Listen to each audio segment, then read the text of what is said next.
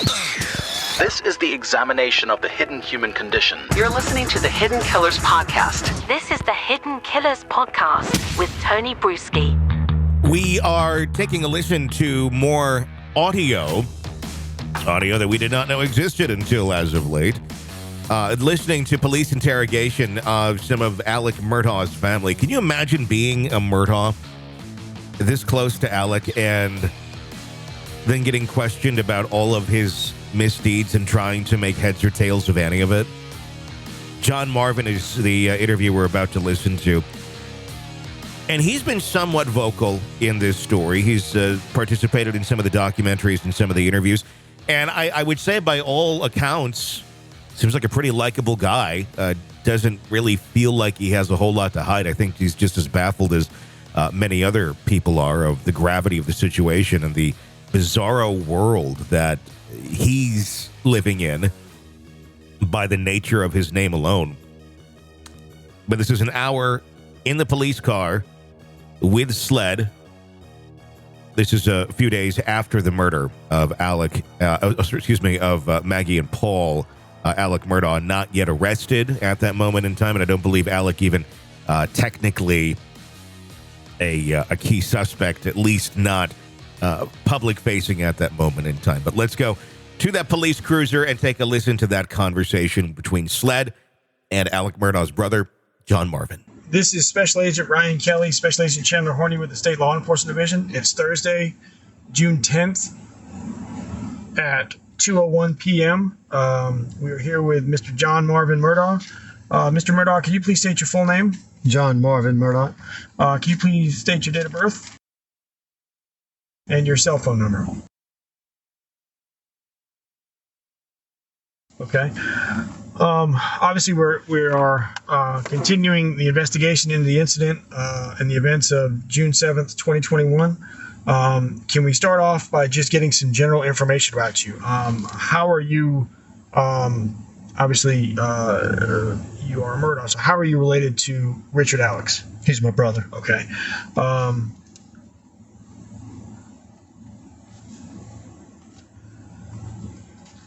Had you been at the property that day? At his property? At Moselle? No. Okay. When was the last time you've been at Moselle? It's been several months. Several months? Okay. Okay.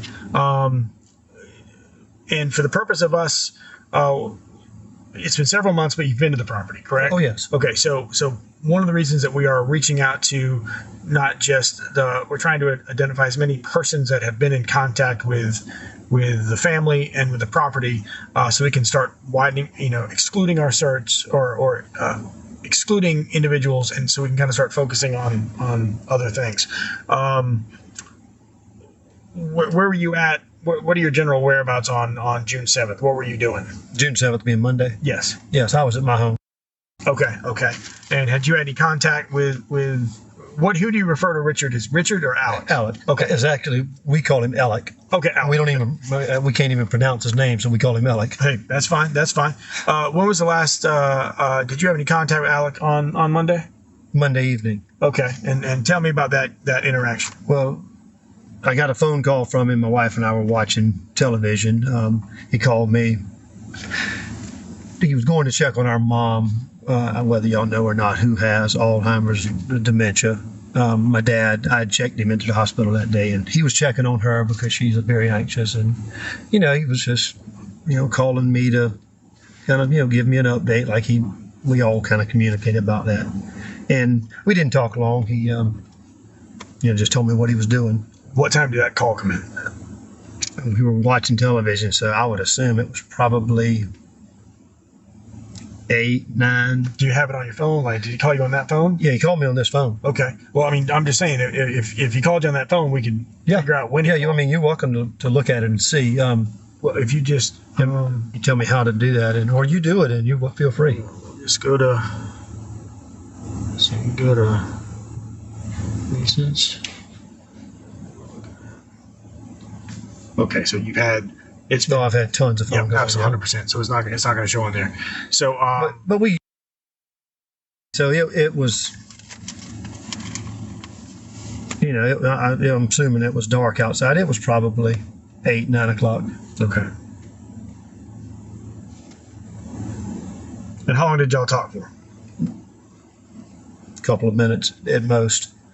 I'm embarrassed to say now, I told him we were watching a movie, and What movie did y'all watch? it's a show. I think it's called Billionaire. Okay.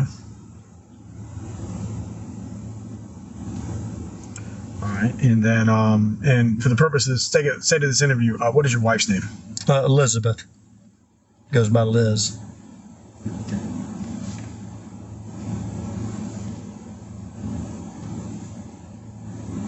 And you asked about him, us talking. He then, of course, called me later once all this.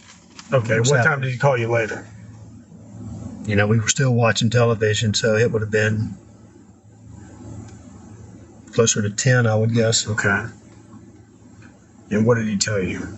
Well, that's when he was calling to, it had just described. He says, John, Paul, and Maggie have been shot and been hurt. And it was just total panic.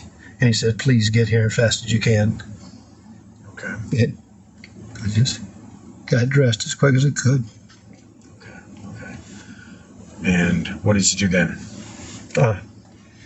Just threw my clothes on and drove to Moselle. Okay.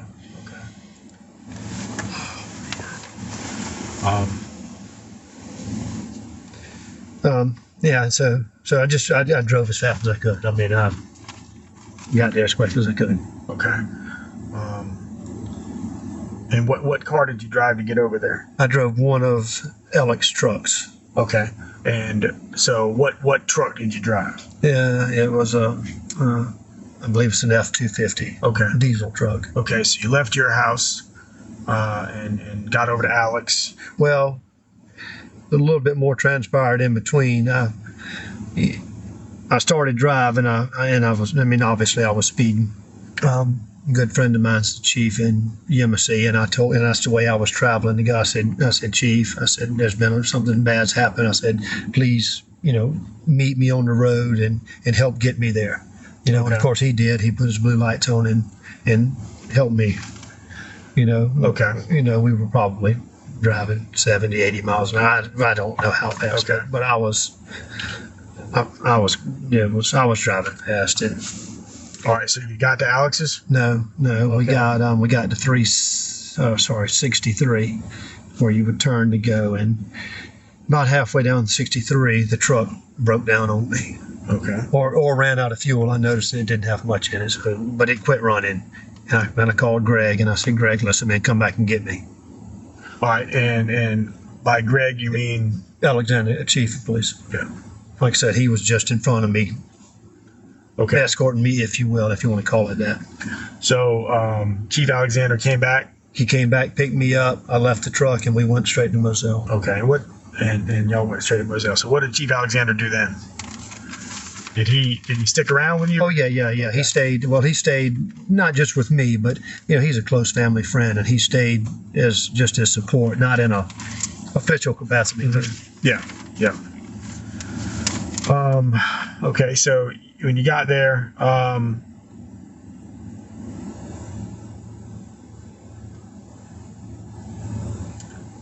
let's see, how often do you interact with Paul? Quite often. Okay. Paul was working for me this summer. Okay, and in what capacity was Paul working for you? Just summer work Okay. And which company was he working? for Murdoch Reynolds in Okatee.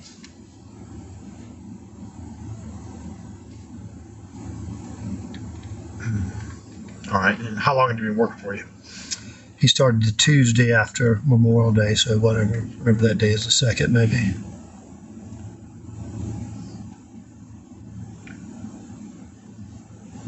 How many employees you got? We keep somewhere between 10 and 20 employees. Just Okay. Is he friend? Do you hire any of Paul's friends? no, he's the only summer help I hire. Okay. You have regular employees. That's right. Okay. Yeah. He's worked for me 2, maybe 3 summers now. Okay. Was he? How was he doing? I mean, now look, I know that in no way are we trying to speak ill of of anybody that's been involved in this, but obviously something has happened of a violent nature that we have to kind of get a better understanding of who these people are. Right. And there's no good way to ask. No, you ask anything you need. So how was Paul? Was he dependable? Was he? Oh yeah. In that regard, yes, absolutely. Okay. Did you ever witness any behavior that was? You talking about bad behavior? Yeah. No, not at all. Not at all. In fact, he was an asset. He was a joy. I mean, customers loved talking to him. Okay. He was probably a lot friendlier than anybody else because we're doing it every day, and yes, he's there for the summer. Okay. But no, not at all. Was he close with any of the other employees? No, but very friendly. I mean, everybody loves him. So. Yeah. Were there any other employees that are kind of his age?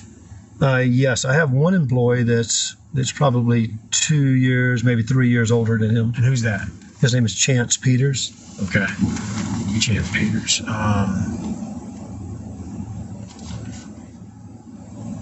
How long has Chance Peters worked with you? He's been with me for a few years now. Okay. Does he live local or does he live?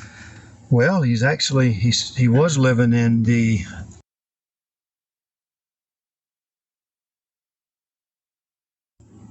Okay. I think he's got a new house under contract over. Okay. And if we had to, because we're trying to reach out to folks that may have been Paul's age and may have had some knowledge or some interaction with them. If we needed to get a contact number for Chance, you could get that to us. Oh yeah. Okay. And how did Chance come to work with you? How did he come about? Yeah. One of my employees that I had several years ago, I assume they knew each other socially and indicated he was looking for a job. Okay. All right. And he's worked with you for how many years? 2, maybe going on 3. All right. A couple of years. Okay.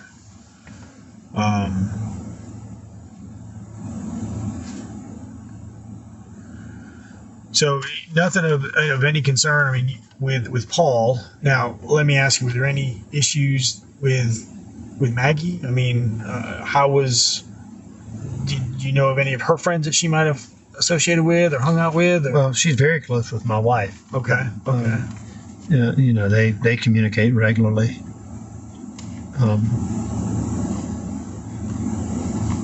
I may even say that they may have been or have over the time have become best of friends. Okay.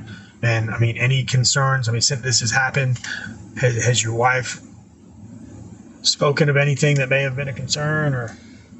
No.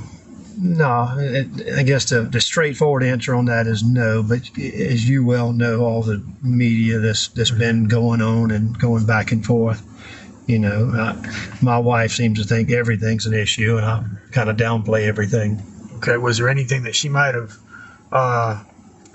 said about? I mean, anything specific? She was an issue? No. I think Maggie. You're talking about Maggie and telling Liz. Yeah. Yes. Well, Liz. I think she was just sick of all the gossip and things that were going on, and she just. You're talking about their son and things that they don't know about. Yeah. No, I understand. And it's very tough for us to, like I said, we understand that y'all are family and y'all are grieving. And in the middle of this, we have to come in and kind of insert ourselves to be like, well, and then start kind of poking around. I know that can. Man, it's whatever we can do to help is what we're doing. Okay. Like I said, so Paul was a good employee. None of his behavior seemed out of sort. Not at all. Okay. What about with Maggie? Any weird, any indifferent behavior recently that I didn't have enough contact with her. Okay. I would see Maggie on special occasions. Things like that. I didn't communicate with her like my wife does. Okay. And nothing that has your wife ever said anything that, hey, something seems off or? No. Okay. Do you know if your wife had any communication with Maggie on the 7th? I don't know if she did, but I could almost I'd be willing to bet you did, 'cause I think they communicated every day. Okay, but I mean, they by text or telephone. Your wife hasn't said anything to her specifically? Didn't say anything to me. Okay. Okay. When was the last time you communicated with Paul? On Monday. Okay. Monday afternoon. Okay, and did Paul work that day? He did. Okay, what time did you get off work? Well, we closed at 5. I wasn't there. Okay. But we closed at 5. What time did Paul go into work? Well, we opened the doors at 8, and he normally would show up well before 8, 7:30, probably 7:45. Okay. And I'm assuming that he was there. I wasn't there. Sure. Wait a minute. I was there Monday morning. I wasn't there Monday afternoon. All right. Yeah. He's always on time. Yep. I mean, okay. And he worked Monday. yes. Okay, and then you saw him there Monday morning, and then you left. So you were. Yeah. So Monday morning, it gets a little bit. So my brother Randy calls me. My dad has a doctor's appointment in Savannah, and long story, he's been battling all kinds of issues, cancers, and just got out of the hospital on Sunday. But he has a follow-up appointment Monday, and it turns out it's earlier than we anticipated, and I was scheduled to drive him that afternoon. Randy calls me and says, meet me in Ridgeland. I'm going to have Daddy. We'll go swap cars, and you take him on to Savannah. Okay. And so we did that. We met at Palmetto Co-op in Ridgeland, and I drove him to Savannah. Doctor's appointment. Well, the doctor checks him out and says, man, we got to get you in the hospital. So we spent all afternoon getting him checked into the hospital. As the evening, later in the evening, I probably left Savannah 5-ish. Okay. In my mom's car, because my brother had given me my mom's car with my dad. My brother took my truck back to my parents' house right here in Alameda. So I leave there. I call Paul, and I said, man, you going back to Hampton tonight? He said, yes. I said, if you can wait, take my mom's car to Alameda, drop it off, get my truck, bring my truck in the morning, and then I'll drive your truck to work, and we'll be back in our own vehicles. Okay. And did that happen? Yes. Well, so what? Yeah, all that transpired until not swapping cars back the following morning. Of Okay. course. So he took my mom's car, dropped it at Alameda. Yep. Alameda's where my parents live. Okay. By the way. Yep. Got my truck, drove it to presumably drove it to Moselle. Okay. And so your truck was at Moselle? My truck was at Moselle, and his truck is at my house. When I got the call that night from Alec, of course, the only car that I don't have my truck, so I get in Paul's truck. Yep. And start driving it back to meet Alec. Okay. And your truck was what? What was your vehicle? My truck's is a F-150. What color? White, platinum. All right. Did you have a firearm in that truck?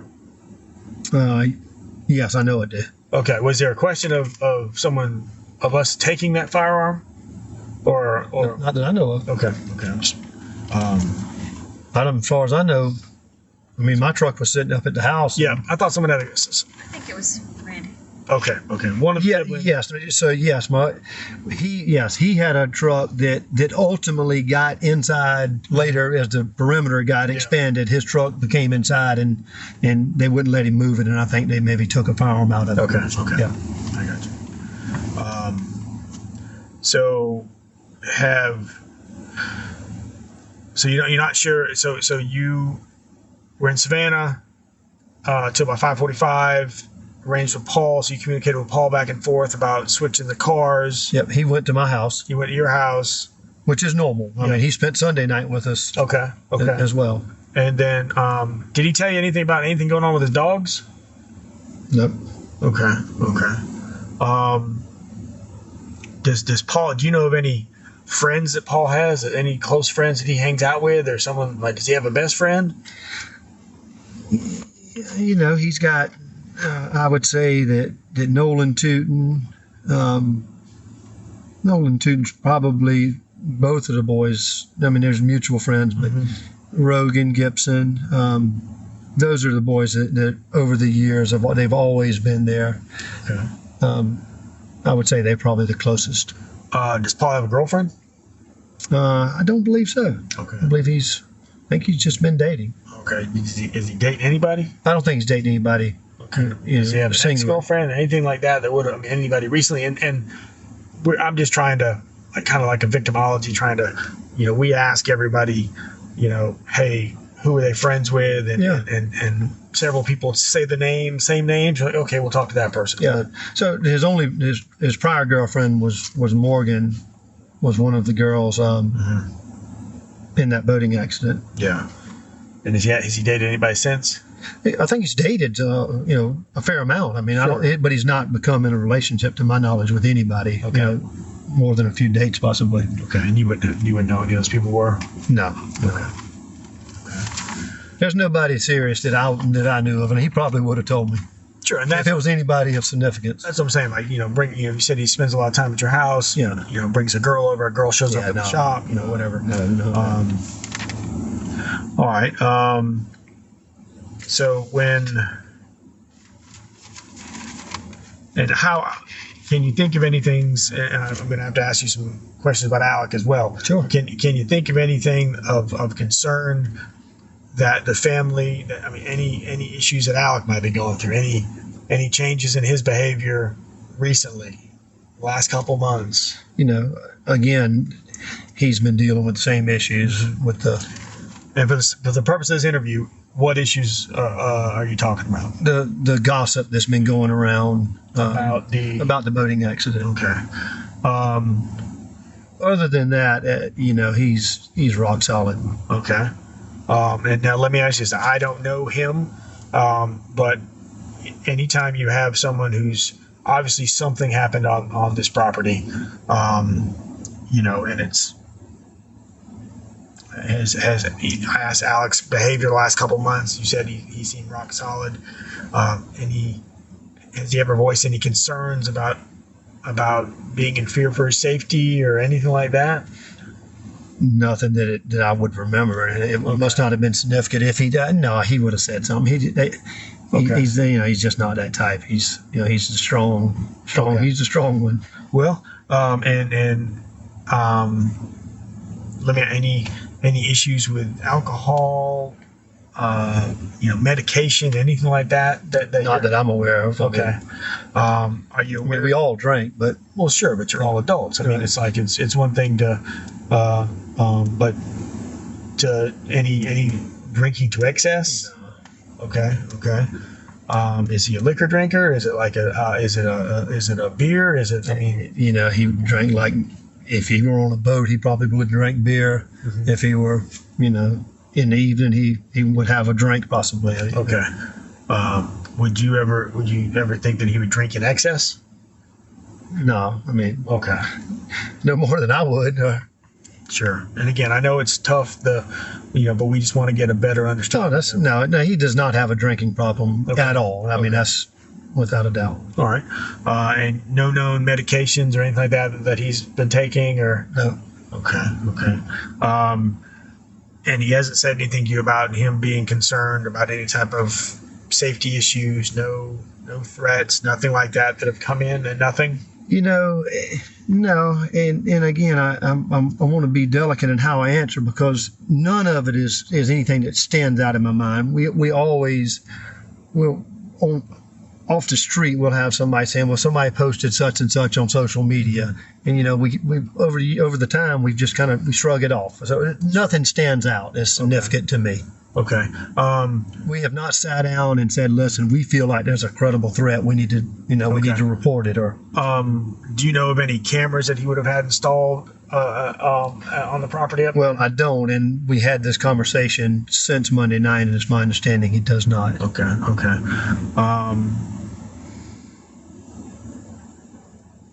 Do you have any, did he ever, and obviously it's one thing for me to ask you what Alex has been saying, because Alex is currently participating in an interview himself, but has he made any comments about any employees, anybody that he would have had concerns over? You talking about his employees? Yes. Yeah, no. Yeah. No. Okay. Are you aware of any of his employees that you have suspicions of? Well, I wouldn't say suspicion, but the name, and this is all coming up since Monday night, Sure. is the guy that's working for him out there now, and I've never met him. Okay. In fact, I don't know his name. I've heard it, and if you said it, I would probably recognize it. But Okay. What would be the only person. And what would your concerns be about that person? Just, I mean, what has that person done anything recently that would? Well, yes and no. So I guess it's easier just to kind of tell you what I know about him. And all this is coming since. This is not prior to. Okay. We opened up these conversations after the accident or after the incident. So I understand he was, the people that have been talking said he's a little different, a little strange. They said that he's made some off the wall comments. Okay. I never heard it, never met him. All right. I do know from Paul, and again, this didn't register to me until after all this, that this guy, they plant dove fields, and you plant sunflowers in a dove field. And I was told, Paul said that he believed that this guy had sprayed the dove fields with a chemical that killed the sunflowers. Yeah, which would then keep the dogs from. Oh, that's right. So you lose the crop and you got to start over again. Mm-hmm. So. Okay. And Paul told you that. And Paul told me that. Okay. And this is the same guy that. All right. So. Now again, I don't know his name, but he is an employee, not of Ellick at his office or law firm, but out at Moselle. Okay. CB Row. That's CB's that. Okay, CB Row. All right. So as it starts raining, we may have to raise our voices a little bit. Sorry about that. That's all right. Of course, it's going to rain while we're in our car. But do you have any suspicions as to what might have happened? No. Again, I don't know that I used the word suspicion. I mean, Maybe point towards the words on my end. Well, and from all the conversations that we have had, I'm talking about family, my brother's law partners. Our minds are racing. What can we pick on? What can we do to help y'all identify? And this guy, and I don't ever want to call somebody on something I don't know, but his name, just kept coming back. Other than that, I don't know of a single name that was identified. There were people saying, well, people that are retaliating from the boating accident. Mm-hmm. It could be, but there was not a name that was brought up. Just general situation. General situation. So you can't think of it. You say possible CB Rowe just in the fact that was he going to be fired for ruining the sunflower seeds? Well, again, I don't know. Okay. I've learned all this since Monday. Secondhand talk that he really was not doing all that great of a job, and so on and so forth. But again, I didn't even know he worked for him until Monday. So the conversation started after that. We're looking. We have to look at every angle, and we're looking employees, acquaintances. Would Alec? We've asked a little bit about Paul's friends. Do you suspect that? I mean, I keep using the word suspect, so I apologize. I'm a cop. That's okay. Could you think of any of Paul's friends that may have an axe to grind, that outside the boat and the other, No, no. Nobody directly, no. Can you think of any concern you might have of anything that any relationship Maggie may have been in that would have anybody that's in her circle? Not that I'm aware of. Again, I'm trying to separate the two. So I've learned a lot through these conversations since Monday. But prior to any of that, nothing. Okay. And is there anything that you've learned since Monday that would be of assistance to the investigation? As far as from Maggie's standpoint, or anything, but no. Yeah. CDCB. Yeah. That's the only name, direct name that I would tie to questions. When we do these, type of interviews, we're having to it's almost like we have to pull information only because you may not be thinking of something right until we ask it, and you're like, well, there may be this one. No, that's right. So that's why we're just kind of casting a net, trying to, Can you think of any friends or anybody in Alex's circle that that may have anything that may have gone south, or anybody that may have wanted to hurt him or the family? No, it's just no, not at all. Okay. Nobody in the circle. I mean, again, you hear the rumors. Sure. And that's the one thing that that. Well, I mean, the thing is, I understand that, that the rumors, and those are tough to kind of to cut. Well, that's right. You don't know where they are. So, this is a general interview from, where we're trying to get as much information as possible. And I think that as y'all, family and friends that are here talking to us now, we're just trying to obtain as much information as possible so we can try to get a better idea or a better understanding of what really happened. So when you got there, let's go back to the night of the 7th. So you get a call.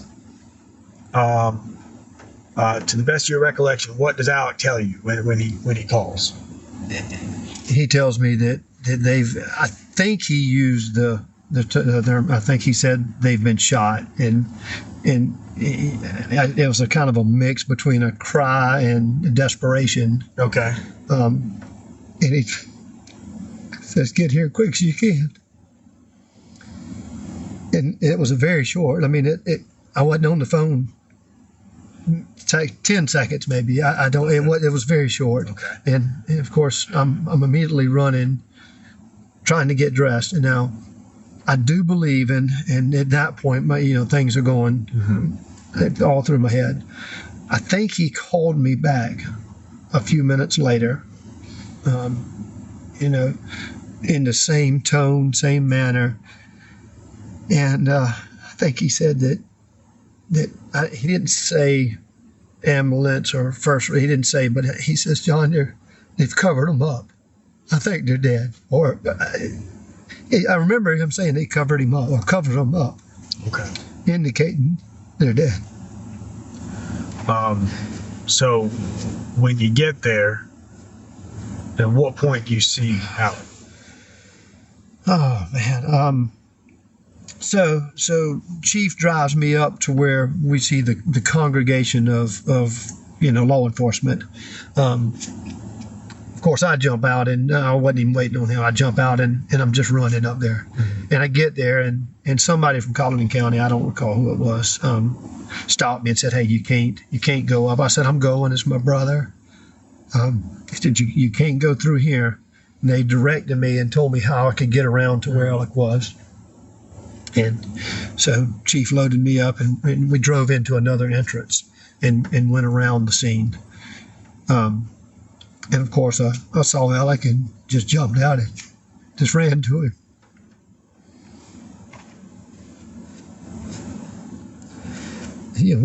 We hugged, and I mean, it was very obvious what they weren't alive. So.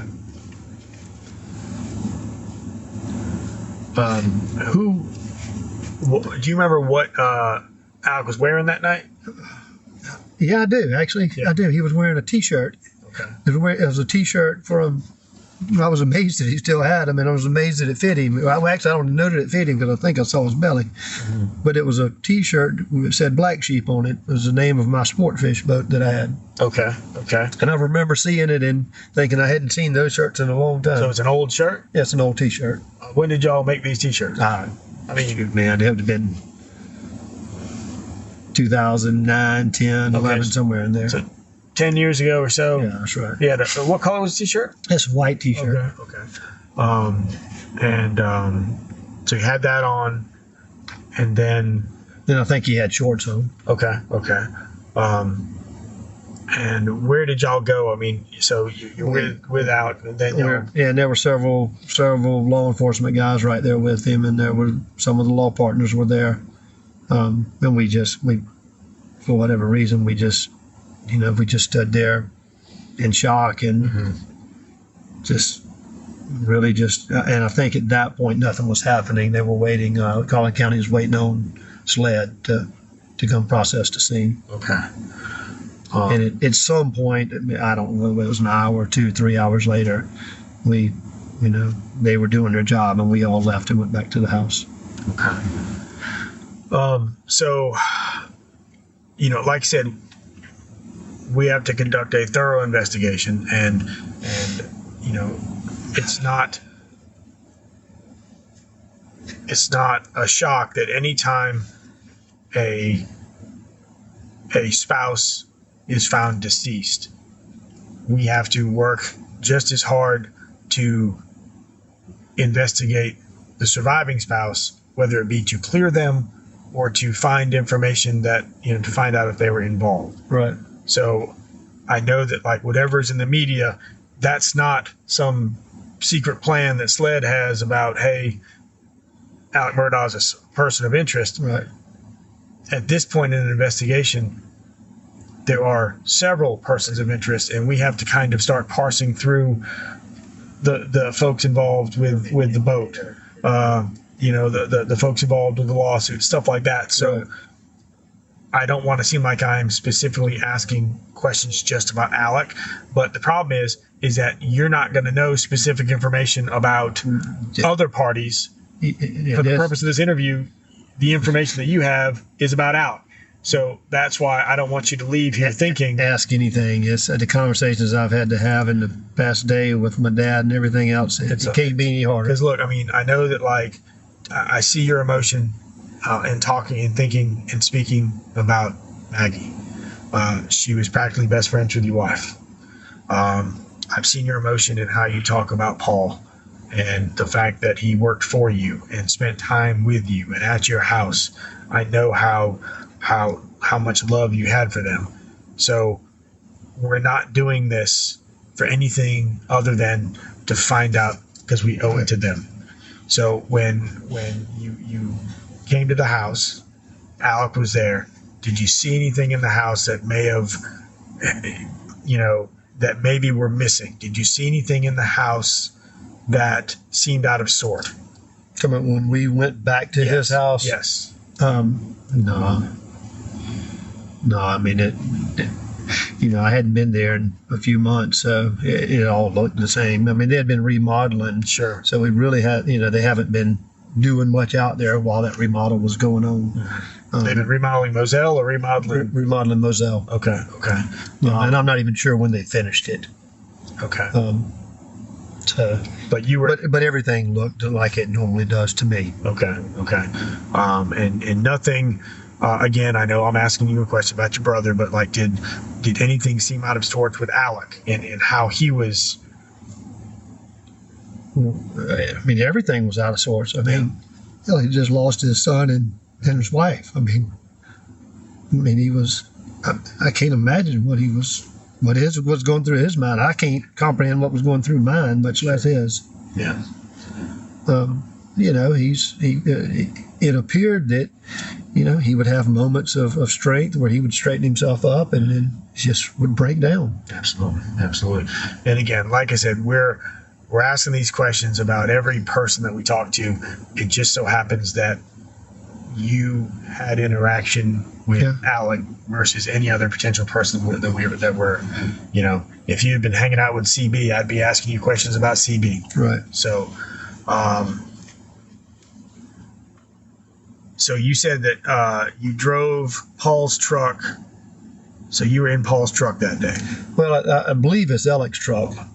But yes, that's right. Correct. So it's registered to Alec, but Paul drives it, and it's your. I mean, like when you said earlier, you had Paul's truck. Yeah, that's right. Okay. So one thing that we'd like to obtain from you is the fact that you were in the Moselle house after the incident. I was. You were at the crime scene. Yeah. We know that obviously you weren't there because the embassy police chief Alexander picked you up and whatnot.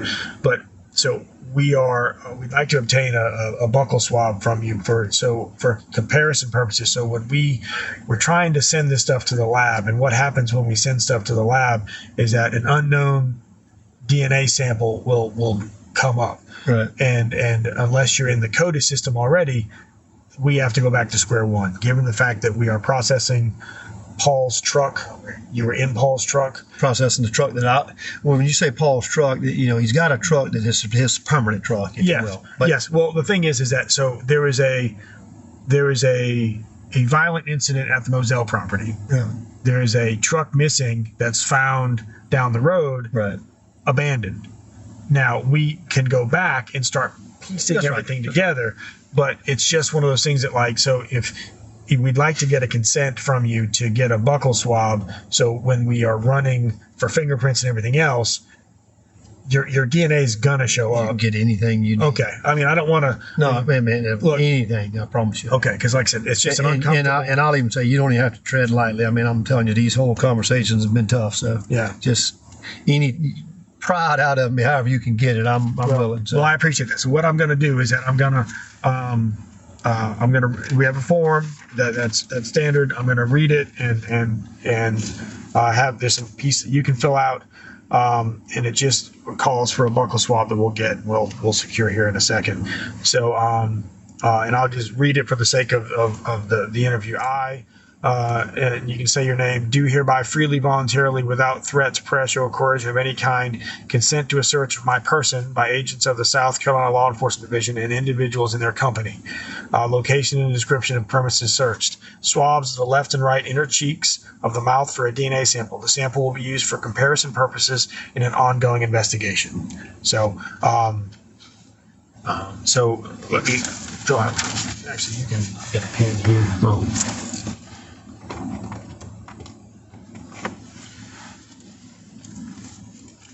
Right, just mean this right here. Yeah. So signature person consenting. So I need you to sign your name, and then you can print it right next to it.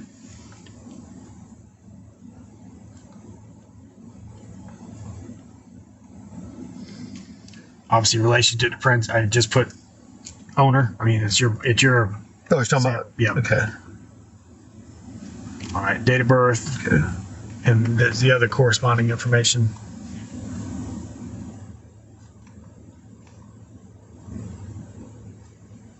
What's today's date? Today is the. Very good question. The 10th. I'm sorry. Okay. Yep.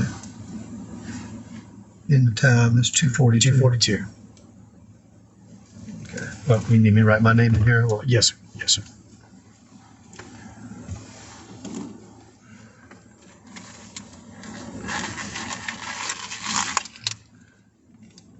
And not that this isn't going to be invasive. It's just me not wanting to touch the swab. I break the seal. Oh, actually, there's going to be two. So if you take one out, yep, and then you can just rub it on the inside of your right. Just on the cheek? Yes, for about 15 seconds.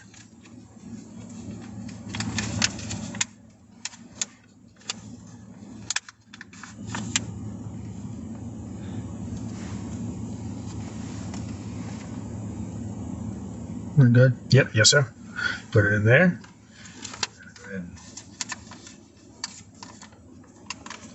And we can take, yep. Opposite side? Yes, sir. So this was right then. Okay, right.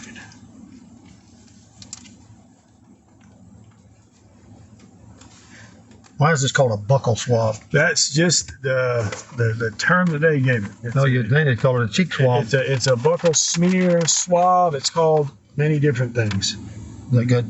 Yes, yep. So we're going to put this in here. And the only reason different is that I just happen to have one of these, and this will get placed in here. Okay. So, all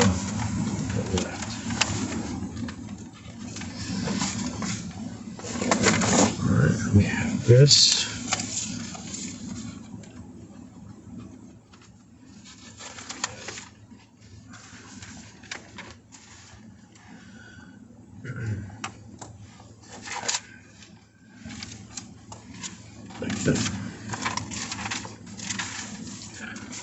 All right, so we're almost done here, so I just want to go back through and so we've kind of gone through any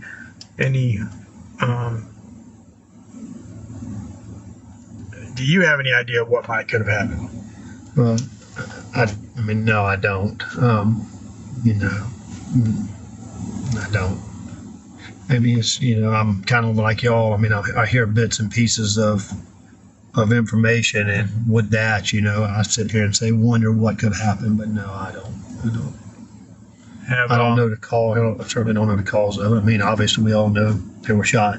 Yeah. And had there been any change in the family dynamic recently? Anything that, we're kind of grasping at any type of, when family members are shot in a way that they were shot, it tends to be, this doesn't seem like a random, Right. No, there's, we've had a lot of health issues with my parents, but if anything, well, we've always been such a close, strong family, but if anything, it's made us, stronger and closer. All right. Were there any marital issues between Alec and Maggie? Not that I'm aware of. Okay. Any issues that had developed between Paul and Alec? Not that I'm aware of. And any issues that may have developed between Paul and Maggie? Again, not that I'm aware of. Okay. And I know that we've talked about this before. Any issues between any of the three, Alec, Maggie, and Paul? Any issues that may have developed with anybody that we haven't talked about? Anybody? I know that. Not that I'm aware of. Okay. Paul was pretty open with me about most things, and if Paul knew something, I probably would have known. Okay. No. Yeah. And he hadn't said anything to you recently about. No.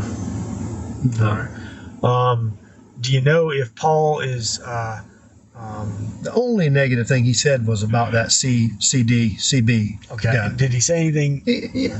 Again, it makes your mind wonder after the fact, but I think he was agitated. I think they were agitated that he messed up had been messing up. Yeah. And again, this has been kind of put in my head after the fact. Okay.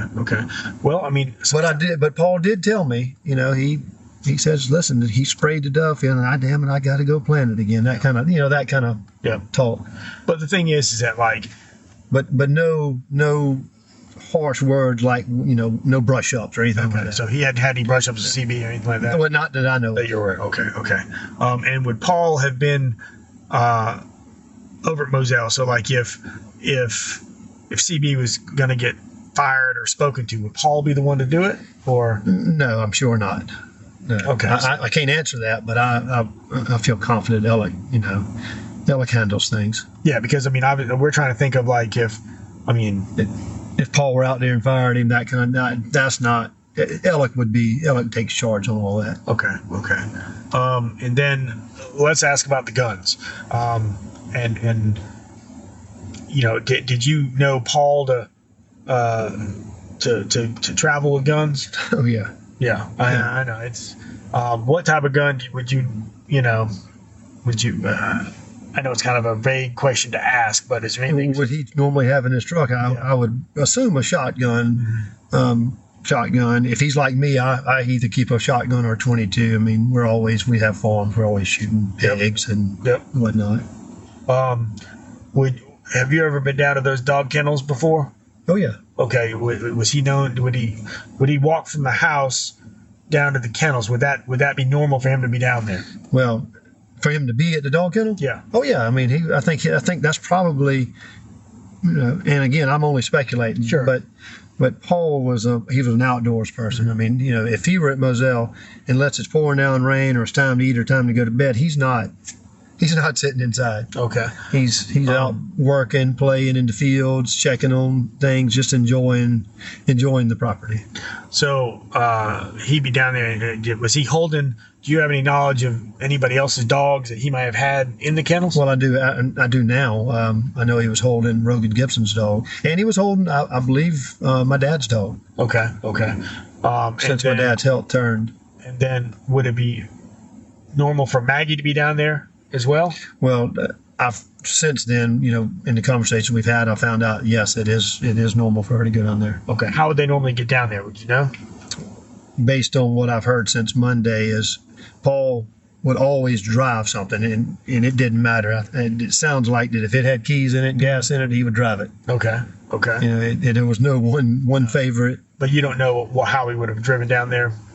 You talking about then? Yeah. That night? No. Okay. And how would Maggie get down there? Well, and I've been told since Monday as well that in many ways, a lot of times she would walk A lot of times she would, take her car, or Okay. I think usually it probably would be her car or Walt, And when or you the say, golf cart. you say you've answered these I've learned since then, they've told me. Who's they? This is, we've got a close knit with the family and with Alex law partners that are very close with all of them. Okay. And we've been huddling together trying to make Sense of it all. make sense of it all. That's exactly right. So So Maggie would sometimes walk down there. that's what I've been told. Okay. And then Paul would walk. He would. According to what Alec tells me, Paul would always drive something. Okay. And you had Paul's. You had one of the trucks. Yeah. Paul's. What was Paul's other truck? You said his.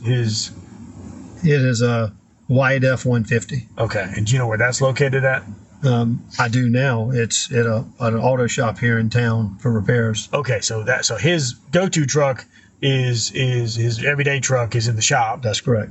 And was that why he was driving the F-250? Presumably so, yeah. Okay. And there's no. So he had come and gotten your truck, gone back to his house, and your truck was where? My truck was parked at the house at Moselle. house. Okay. So, and how far do you think it is from the house to the kennels? I would guess it's probably a quarter of a mile. Okay. Several hundred yards. Several hundred yards. Oh, yeah. Okay. But he didn't drive your truck down there. Well, I don't know. I mean, it was at the house when I got there. Okay. So you don't know if it was down there and then driven back. I would assume that he would have driven my truck, parked it since it's mine, and then gotten in one of their cars, trucks. I mean. Okay. But when you got there, your truck that he borrowed was parked right in front of the house where you normally would park. Okay. And do you know if they kept any guns back at the kennels? I don't know. Okay. I've never, they don't have a gun rack that's obvious when you pull up or anything like that. Yeah. But like you said, I mean, laying around, I would say it's very possible. Yeah. And would Maggie ever? Do you know if Maggie would she carry a gun when she? I don't think Maggie was a hunter or shooter. I think she was a lady's lady. But if Paul was coming from the house down to the kennels, you'd expect him to have a gun? I mean, he wouldn't carry a gun just because he was going there. But if he were in his truck and he's riding the property, I would assume that he's not going to ride that property without a gun. Mm-hmm. And not for safety reasons. For again, it's loaded with hogs and. For practical purposes. It's just kind of what you do. I mean, no, I understand. You have 1,700 acres. Yeah, I mean you're going to drive around and you're going to have because if you have to get out for something. That's right. Whether you shoot snakes or whatever. Mm-hmm. But yeah, it would amaze me, or I would be surprised if he were in a vehicle riding the property and didn't have a gun. Okay. I wouldn't do it. Yeah. Just all right.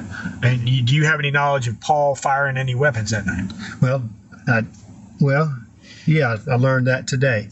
I heard that he and Alec both had, I think they said they shot a pistol. Okay. Do you know, so you're mentioning, I'm assuming Alec is telling the other. Yeah, I assume so. Okay. So he fired, what? What I heard in here was I think Paul and Alec were, and again, secondhand information, but Paul and Alec were riding the property. And at some point, whether they pulled up to a pond, I think he started telling and he kind of got broken up. But I think he was saying that Paul was bragging that he was a better shot than Alec. And so they set up a target and, tried their skills and shot a couple of times. Okay. Are there any other spots on that property that you got the main house, you got the garage, you got the kennels? Are there any other outbuildings on that? Yeah, there's a cabin right up by the kennels. Okay, and who lives in that cabin? I don't think anybody lives in it now. Is that the green one? Yes. Yeah. Okay. Is there a housekeeper that stays out there? I don't know. Okay. I don't think so. Okay. So you've since learned since the incident that Paul and Alec drove around the property and may have fired a pistol a couple times. Right. Okay. All right. Let's see if there's anything else. Have you got any questions? Any questions for us? Well, not so much questions, but one of your agents, the female that I walked the house with at Moselle, what's her name? Red hair? Yes, Agent McAllister. Yep.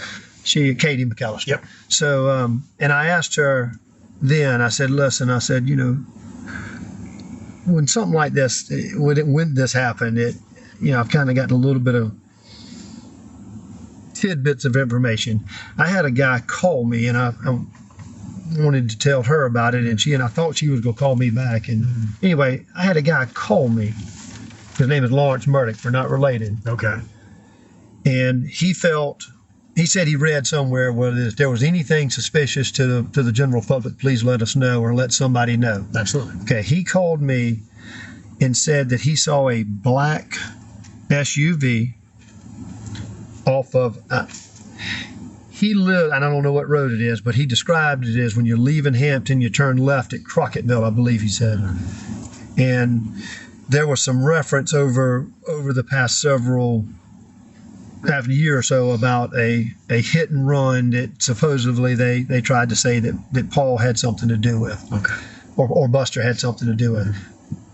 Lawrence Murdaugh said he saw a black SUV sitting there at the site, where I assume there's some type of a marker there. And he said, John, I don't know whether it means anything or not, but it stood out to me, and I wanted to let you know. Okay. And so that's, you may could get more information from him about it, but that's what he told me. Do you have a contact number for him? I can get that for you. Okay. Can I do that while we still? I think so. Yes, sir. Just minimize. Because I think it's and just go to the green phone. Okay. Yep, and look for. All right. So his name is Lawrence Murdaugh. Okay. Number.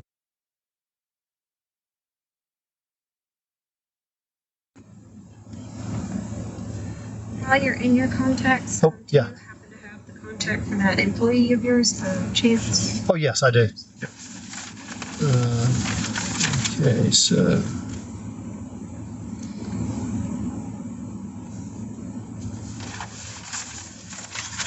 Chance Peters.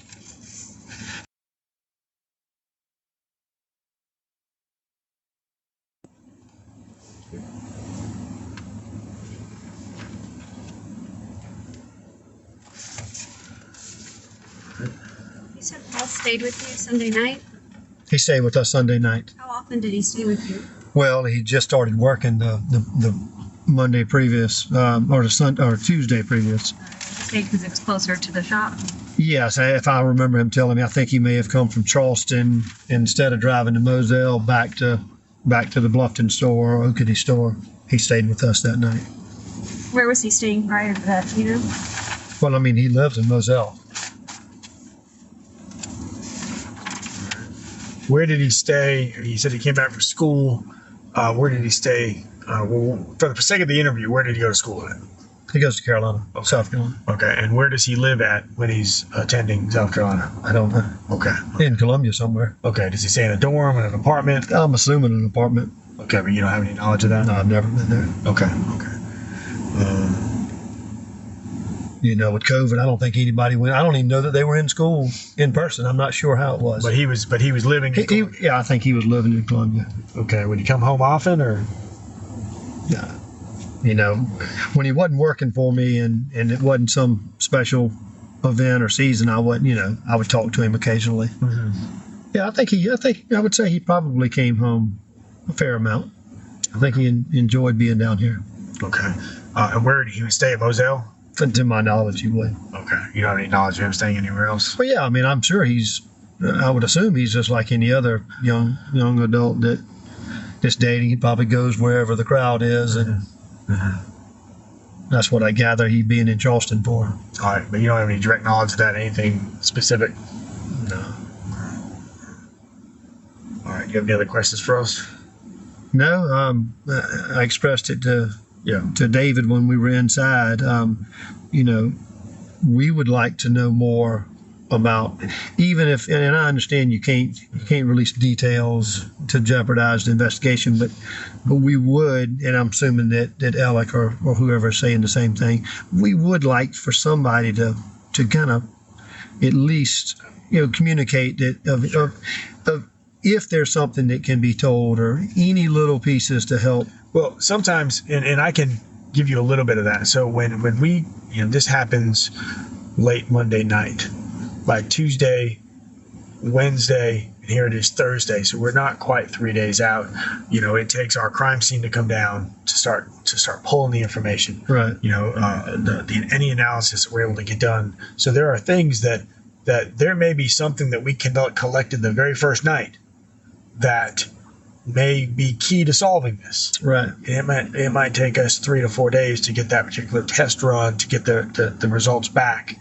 So anything that and we won't release anything to the media. SLED, we don't do that. Right. So, and unfortunately, that's what we, that's. And I think that people are bringing that to us, and people are assuming when there's an absence of information, the media will either create a narrative and to fill that void, or they'll reach out to somebody who presents themselves as having inside information or knowledge of the case, and then they'll run with that. And that's how a lot of this, with the media coming out and saying, there's this many guns used, there's that. There are certain things that are getting out that are outside of our control. Right. And really the only person that we'll speak to would be, Alec is the victim, because he's the surviving spouse. So we'll provide that information to him, but sometimes it's tough because we don't have much to say so early on. No, that's right. And I understand that. I guess just the simple way of requesting is, if there becomes some information that can be shareable, that could help ease our minds. And, I guess I brought it up to one of my dad's law partners. I had my wife, and of course we don't live here. Mm-hmm. I had my wife, and I have and we spent last night here, and when I turned the lights off, I thought to myself, and I'm never like this. I said, all we say. Sure. And that's just not a good feeling. It's just so any information that can help us without jeopardizing or messing up an investigation would be helpful, I guess. And that kind of goes both ways, where I know that if something is going on that we're not seeing, because obviously this wasn't an accident, right? It wasn't like, it doesn't appear to be a robbery gone bad, because nothing was taken, nothing was missing. If there's something afoot that we're not aware of, right? And just like you said earlier, hey, pride goes out the window. Right. You have to look at to pick at pull every string. If there's something that comes out that if you're sitting here with your wife and you're starting to second guess your safety, because if there's something going on if there's somebody's done something right to warrant someone trying to. Well, that's just it. There was nothing that warranted it. It's just in the back of your mind. But as this starts coming out, we need to do what's best, not just for to protect Alec, but we need to do what's best to protect you, protect your dad, protect your mom, protect your wife. It kind of expands beyond that. So if there's something that y'all hear of, it's just as important to tell us about it. I understand that we want to do what we can to solve this, to give Alec peace of mind. Right. We understand that, and it's always best to, we spent the last couple of days. Matter of fact, this morning I was with some folks from the boat. Right. Because we have to check their whereabouts, and it's just as easy to, we track folks down to either see if they have something to tell us, or if we can clear them right away. And I know it's tough where we're not giving y'all information. No, and I respect the part. I understand you can't give but so much, but just what you just said is, when you said, we've already met with some of the folks from the boat. That's some of the questions that are in our minds. Yeah. That, of course we know you're doing a good job and we know you're doing it right, but hearing you say that, we've made that contact, it's reassuring. Yes, and so I mean, just like you said, there's a situation with a hit and run. There's a situation with a boat. Unfortunately, there are a couple instances where Paul has, kind of been involved in circumstances, whether he's responsible or not, whatever. That's not for us to decide. But there's a lot of strings for us to pull on, right? And sometimes that takes time. You know, I know y'all gonna do your best, and just as much as y'all can do to help us heal, as I guess is what and move through this. And my heart breaks for Mr. Alex and for the rest of the family. I can't imagine the pain and the grief that collectively y'all are suffering, and it is tough because we're not going to leave any stone unturned, right. and unfortunately, in these cases, in his moment of grief, here we have to come and say, well, we need to interview you. Right, that's right. And sometimes folks get frustrated because they're like, well, why are you wasting time on me? And it's one of those situations where it's like, we understand it. And luckily, your family having that prosecutorial experience, y'all know how we work. And it's like, it's just as important that we identify persons involved. It's just as important for us to identify persons we can say, hey, look, we've conducted those, right, that part of the investigation, and these folks are not, involved. And because that's nothing he should have to carry around. No, that's right. The innuendo and the rumor, we need to do our best to find out for Paul and for Maggie, and then to give Alex some peace. So, like I said, I appreciate your time. I appreciate you sitting here with me. If you got my card, if you can think of anything else that obviously there's lots of folks involved in this. You can call me, you can call Agent McAllister, you can call Agent Owen. We're all on the same team here. So if you can think of something else that maybe I forgot to ask. And I mentioned that to Katie when we were at the house. I just said, who should we call if something pops up or I can tell you, whichever. So it really doesn't matter. It doesn't matter because if you got my number, you can call, you can text. We'll forward it to everybody. We're all hands on deck on this. So this is our office. This is our team. So all information gets shared. So if you can think of anything else, by all means. Is there anything I may have didn't ask you that anything that? Nothing that I can think of. Okay. Well, like I said, I'm terribly sorry for the loss that y'all suffered.